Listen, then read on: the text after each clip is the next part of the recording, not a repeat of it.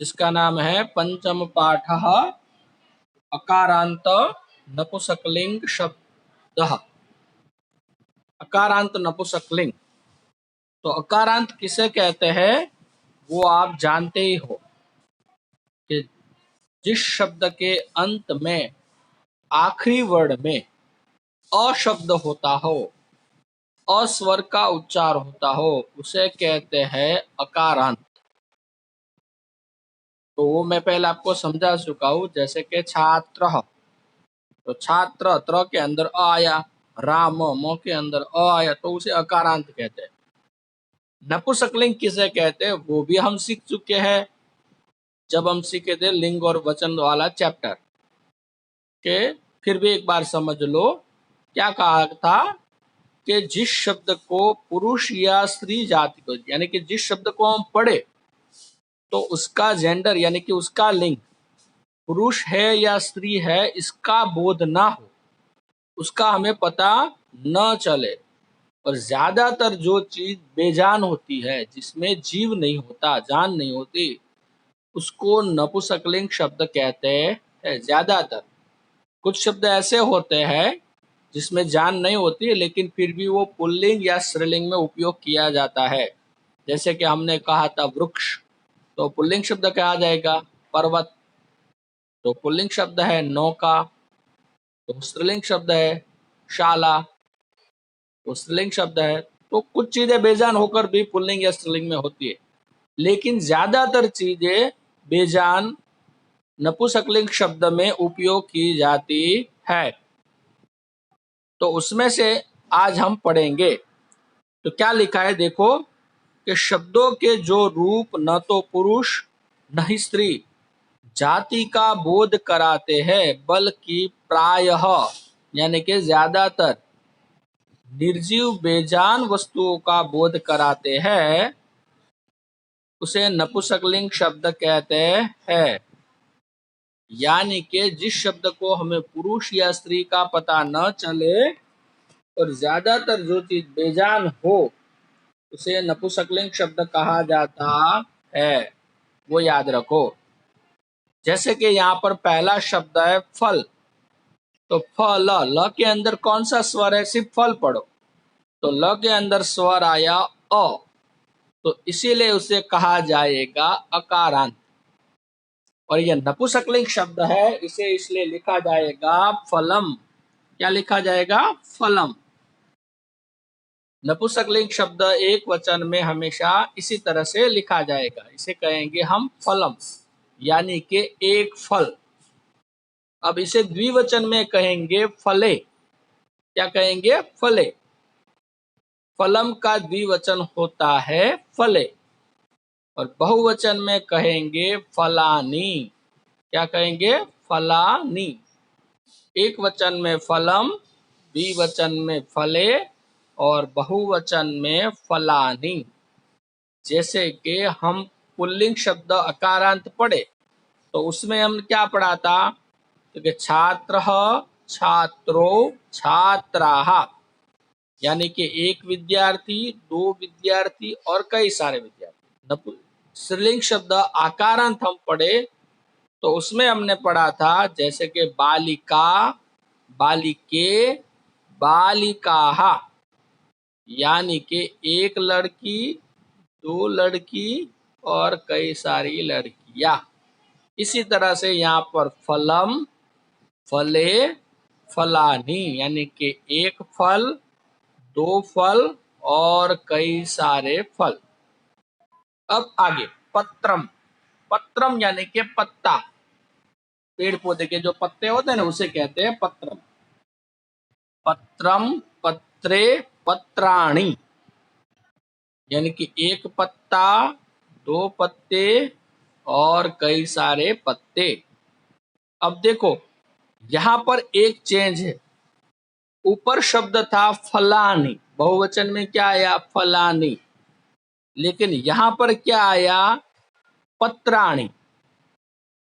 तो याद रखो कि जिस शब्द के अंदर ये दो वर्ड, यहां पर मैं लिखता हूं, जिस शब्द के पीछे ये दो वर्ड र, जिस शब्द में र का उच्चार हो और जिस शब्द के अंदर ये वाला श, ये दोनों जब उपयोग किए जाते हैं तो वहां पर न की जगह क्या बोला जाएगा? बहुवचन में अण। क्या बोला जाएगा? अण। यहाँ पर पत्र में र है, त के अंदर र है, इसीलिए वहां पर अंतिम वर्ड न की जगह पर क्या आया? अण। बहुवचन में चेंज आएगा।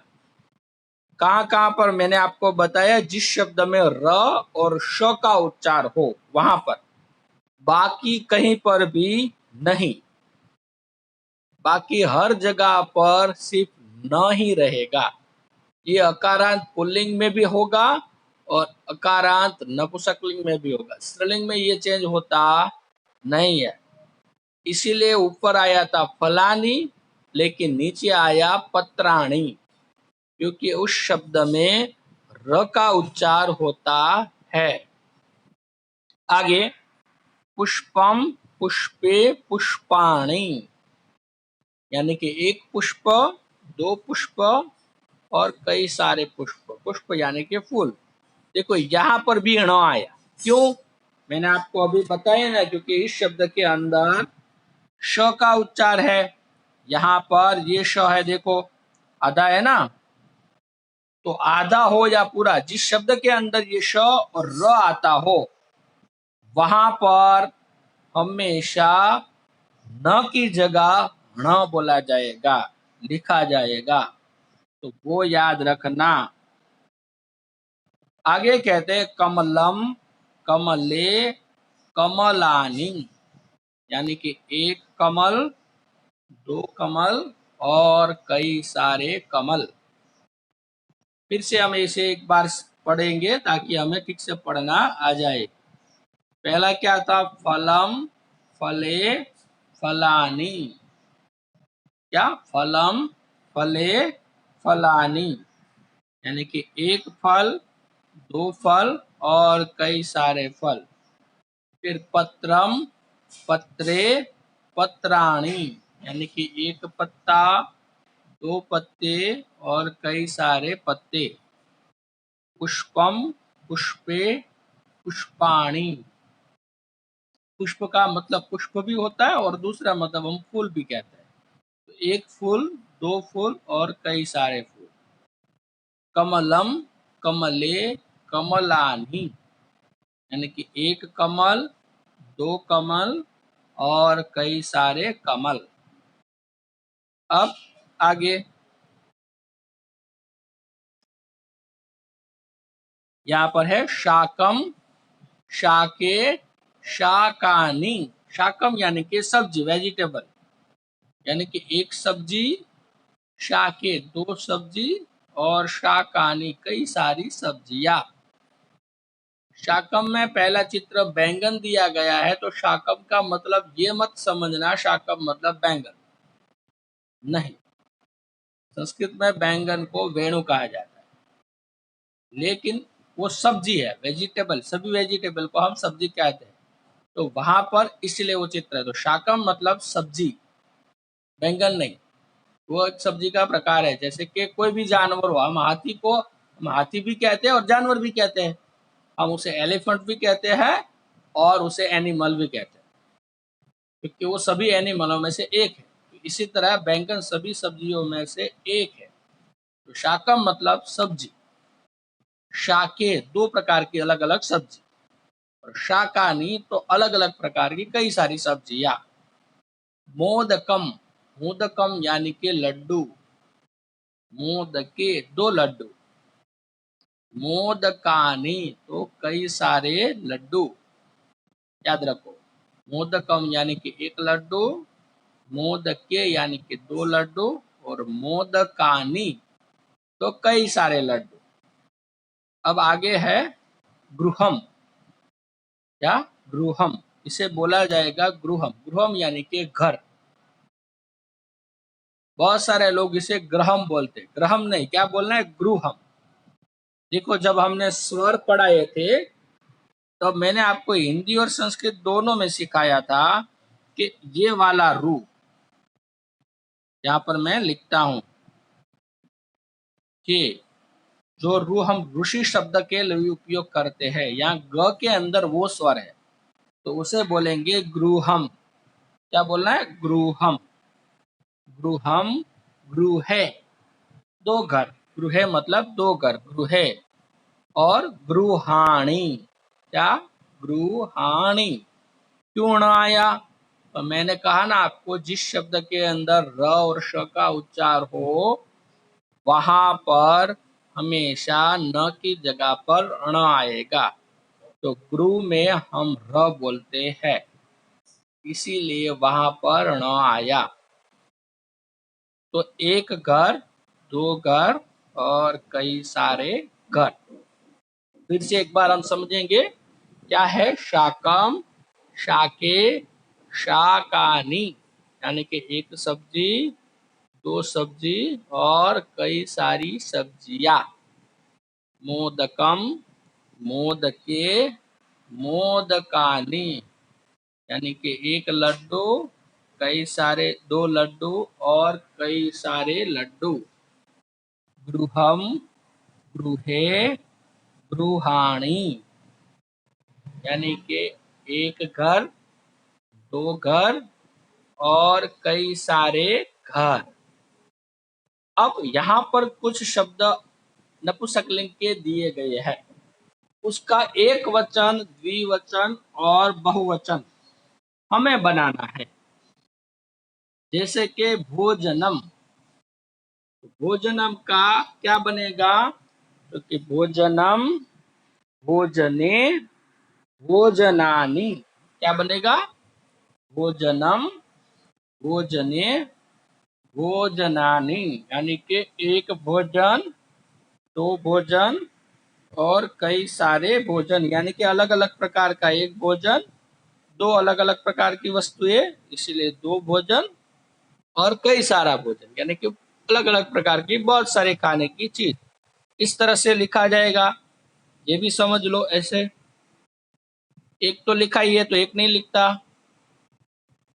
यहाँ पर लिखा भोजने, ये द्विवचन हो गया। बहुवचन होगा भोजनानि। इस तरह से याद रखना किस तरह से लिखना है, भोजनानि। ये हो गया एक वचन, द्विवचन और बहुवचन। फिर है उद्यानम। उद्यानम यानी कि बगीचा, गार्डन।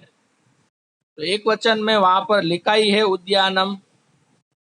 अब हम द्विवचन लिखेंगे इस तरह से,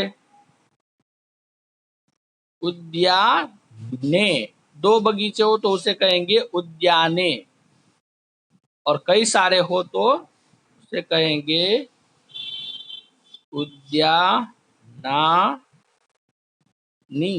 इस तरह से लिखा जाएगा, याद रखना, उद्यानानि। फिर है औषधम। औषधम, तो इसे द्विवचन में कहें औषधम, यानी कि दवाई। तो यहां पर होगा औषधे, इस तरह से औषधे। बहुवचन में होगा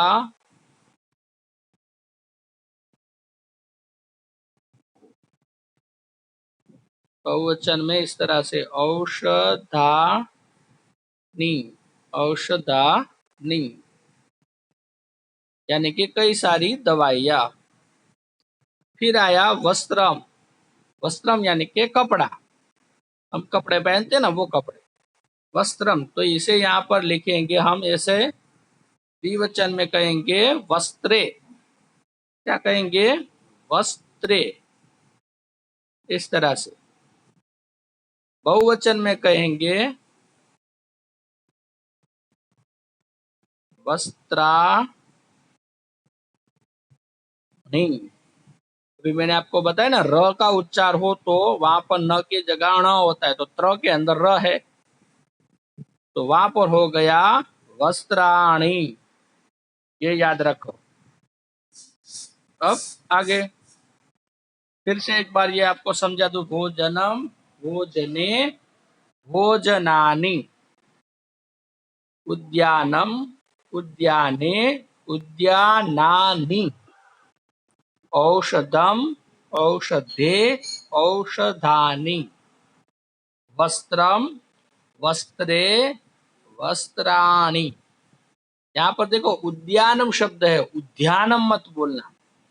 क्या बोलना है? उद्यानम। उद्या, द और य का उच्चार होना चाहिए। आगे औदनम, औदनम यानी के चावल। तो इसका द्विवचन क्या बनेगा? तो यहाँ पर मैं लिख रहा हूं, आप ये समझ लो। यहाँ पर होगा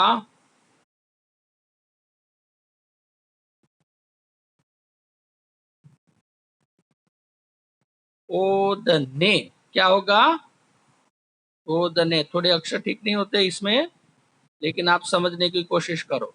ओदने। बहुवचन में होगा ओदनानि।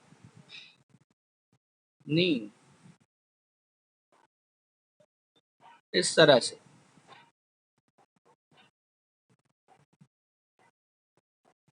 ओदनानि, नानी।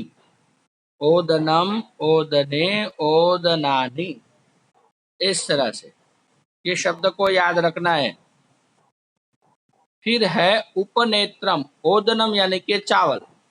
उपनेत्रम, तो उपनेत्रम यानी के चश्मा। एक चश्मा हो तो हम उसे कहेंगे उपनेत्रम, लेकिन दो हो तो उसे कहेंगे उपनेत्रे, नेत्रे। इस तरह से उपनेत्रे। बहुत सारे हो तो इस तरह से उपनेत्रा।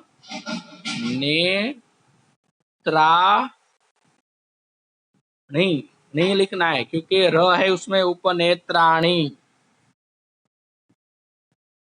फिर नीचे देखो नेत्रे शब्द, नेत्रम शब्द है। तो नेत्रम को द्विवचन में कहेंगे नेत्रे। क्या कहेंगे? नेत्रे, दो आंखें, बहुत सारी आंखें, तो नेत्राणी। इस तरह से नेत्रम को द्विवचन में कहेंगे नेत्रे, बहुवचन में कहेंगे नेत्राणि। फिर है पुस्तकम। पुस्तकम यानी के किताब। तो उसे हम एक वचन में कहेंगे पुस्तकम। द्विवचन में क्या कहेंगे? द्विवचन में कहेंगे पुस्तके। इस तरह से पुस्तके, पुस्तके। बहुवचन में कहेंगे पुस्तकानि।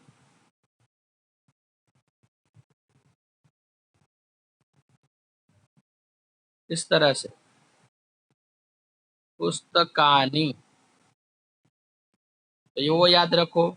फिर आगे है रुप्यकम। रुप्यकम यानी के पैसा। तो उसे हम द्विवचन में क्या कहेंगे? रुप्यके, दो पैसे। इस तरह से लिख सकते हैं, रुप्यके। बहुवचन में कहेंगे रुप्य काणी, रुप्यकाणी। ठीक से ण नहीं हुआ, लेकिन आप समझ लो। यहाँ पर जैसा आएगा, हाँ, रुप्यकाणी यानी कि बहुत सारे पैसे। एक पैसा तो रुपये कम, दो पैसे तो रुपये के, और बहुत सारे पैसे तो रुपये काणी। अब आगे मुखम। मुखम यानी कि मुंह। उसे कहेंगे संस्कृत में द्विवचन में मुखे। इस तरह से लिखा जाएगा, मुखे। बहुत सारे तो मुखानी। इस तरह से एक मुख हो तो मुखम, दो हो तो मुखे, और बहुत सारे हो तो मुखानी, वो याद रखो।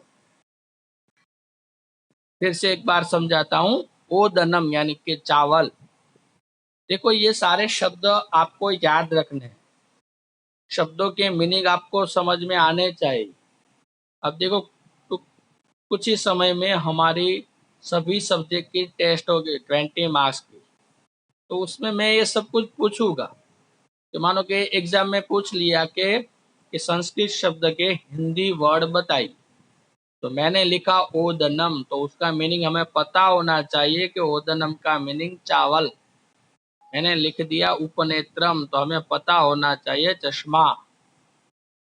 नेत्रम तो आंख।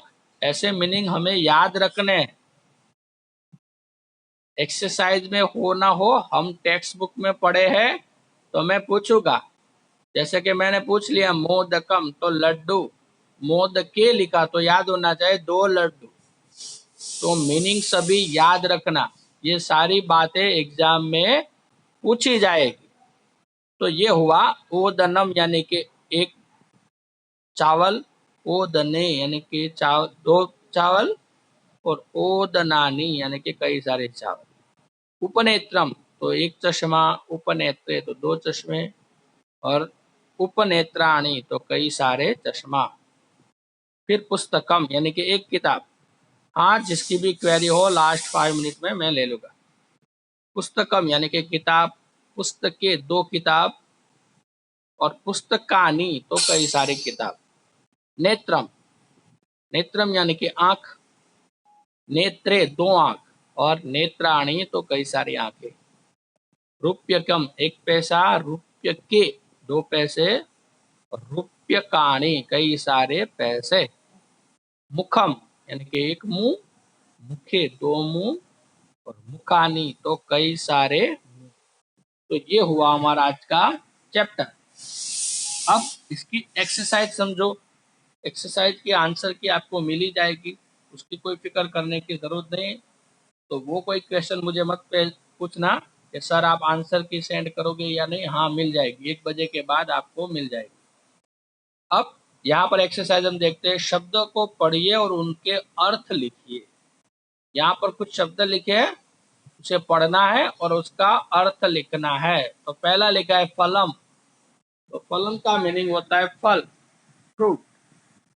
फिर है पुष्पम, तो पुष्पम का मीनिंग फूल, फ्लावर। मोदकम, मोदकम का मीनिंग लड्डू, इसे इंग्लिश में भी लड्डू ही कहते हैं। भोजनम यानी कि भोजन, खाना, तो इसे इंग्लिश में कहेंगे हम फूड। शाकम, शाकम का मतलब सब्जी, इसे इंग्लिश में कहते हैं वेजिटेबल। आगे कमलानी, तो कमलानी बहुवचन है, तो इसीलिए यहाँ पर लिखा अनेक कमल।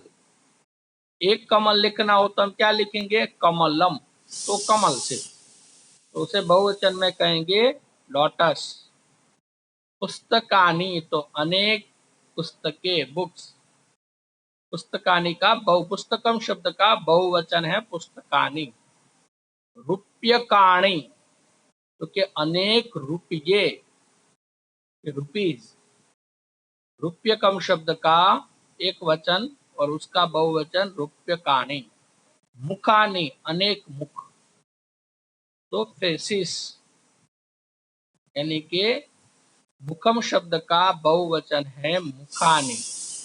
वस्त्राणी यानी कि अनेक वस्त्र, क्लॉथ्स।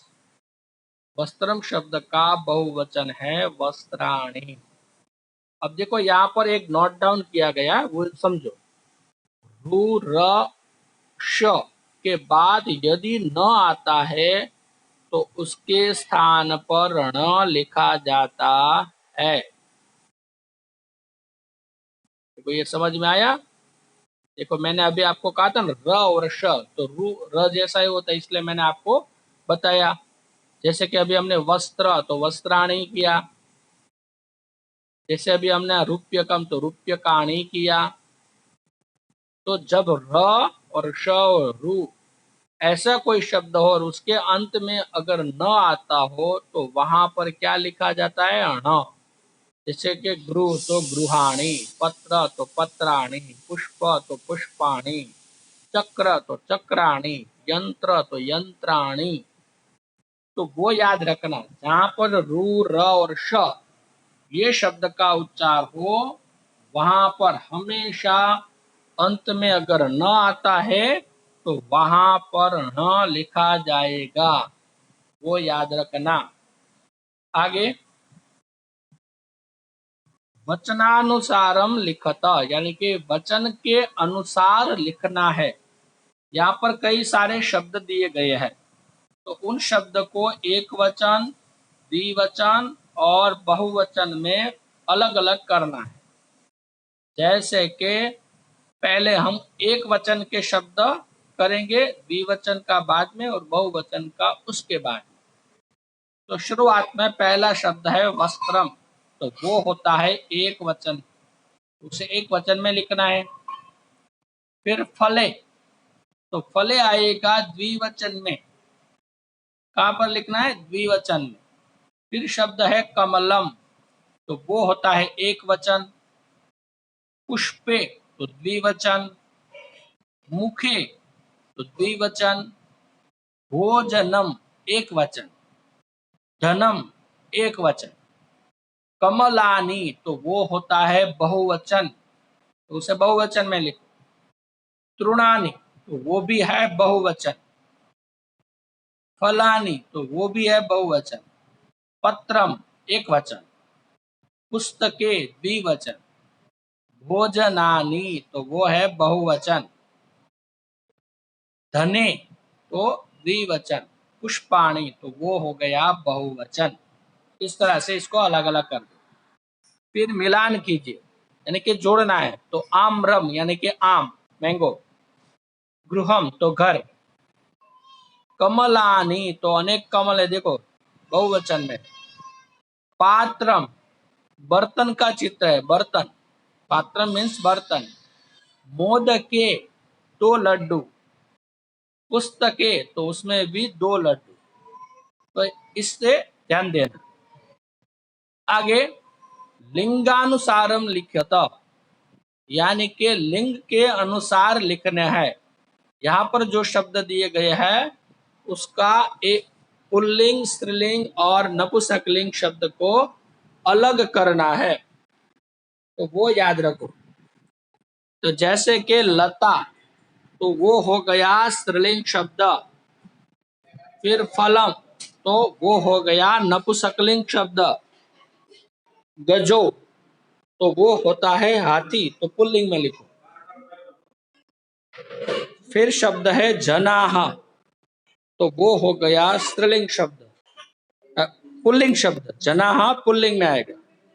फिर वस्त्रे, तो वो नपुंसकलिंग में। फिर मेघाः, तो वो होता है पुल्लिंग शब्द। फिर मुशिकाः, तो वो होता है स्त्रीलिंग शब्द, तो वो याद रखो। पुस्तकानि, तो वो नपुंसकलिंग शब्द। कोकिले तो स्त्रीलिंग शब्द। तो इस तरह से शब्द को अलग अलग करो। फिर यहाँ पर है चित्र देखकर नाम लिखने हैं, यानी कि चित्र को देखकर उसमें जो जो चित्र दिख रहे हैं उसके नाम लिखो।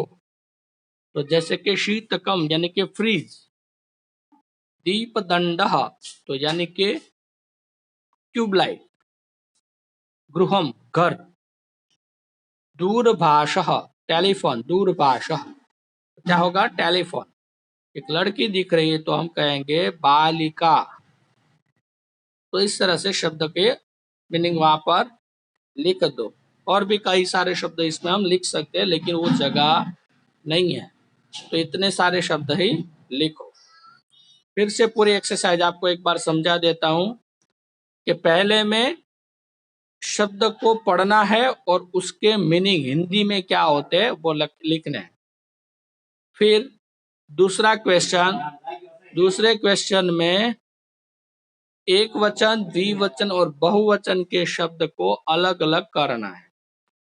तीसरे क्वेश्चन में मिलान करना है, यानी कि जो शब्द का मीनिंग है उसके साथ उसे जोड़ना है।